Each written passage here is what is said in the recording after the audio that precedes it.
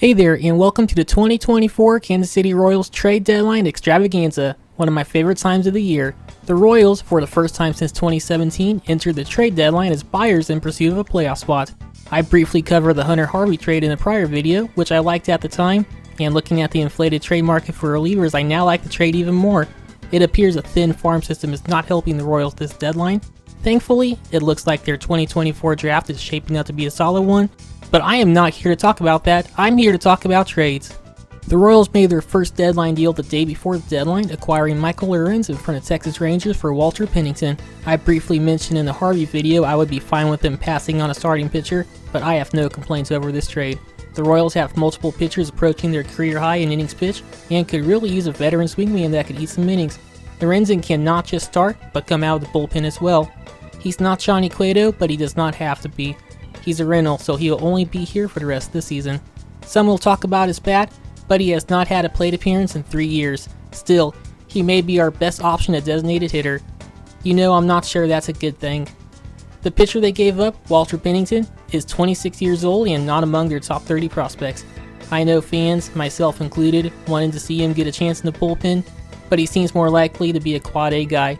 A perfectly fair return for Lorenzen, and the Royals could probably develop another Pennington.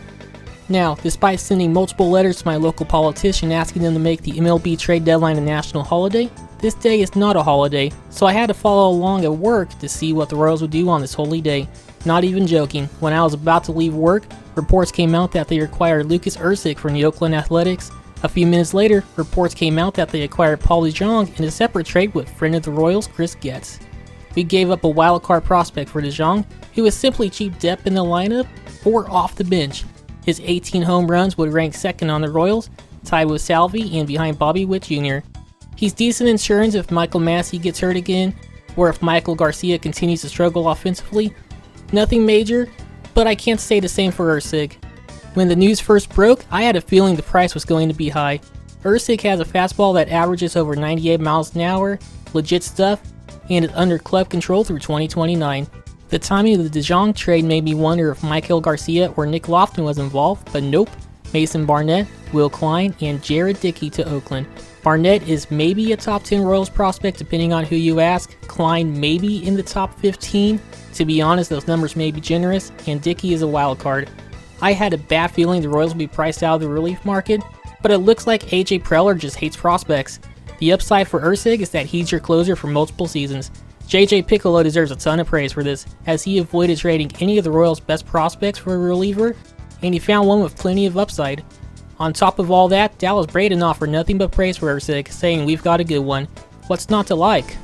Now, to briefly break the fourth wall, I was hoping this paragraph would be about another bat, but that would be the last of the trades for the Royals. The only bat the Royals would trade for is Paul DeJong, which is not a bad deal at all, but it's really not enough. If Hunter Renfroe continues to rake and MJ Melendez has a second half like Mike Moustakas in 2014, then this offense might be fine, but another bat would have helped. Anaheim's Taylor Ward and Luis Rengifo, two batters the Royals were connected to, remain on their roster after the deadline. Either would have been good, but I understand passing if their asking price was too much.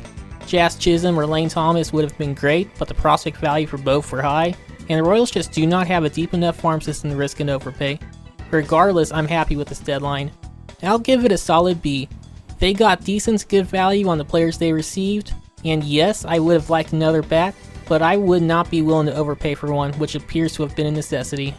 I'll be honest, and I also mentioned this in the Harvey video, the goal of this channel is to be a historical channel regarding some of the moments in Royals history. Some good, some bad, and some you would rather forget. I just try my best to keep up with current events when I have the time. On the topic of trades, my first video, and the topic that kicked this channel off, was about a trade mentioned on a baseball card that never happened. The Royals almost got Melky Cabrera at the 2006 trade deadline, but an injured Royal nixed the trade. Yes, 2006. And I might even be working on another trade that fell through, but for different reasons. Imagine those early dated more teams with Melky in the outfield. Until next time.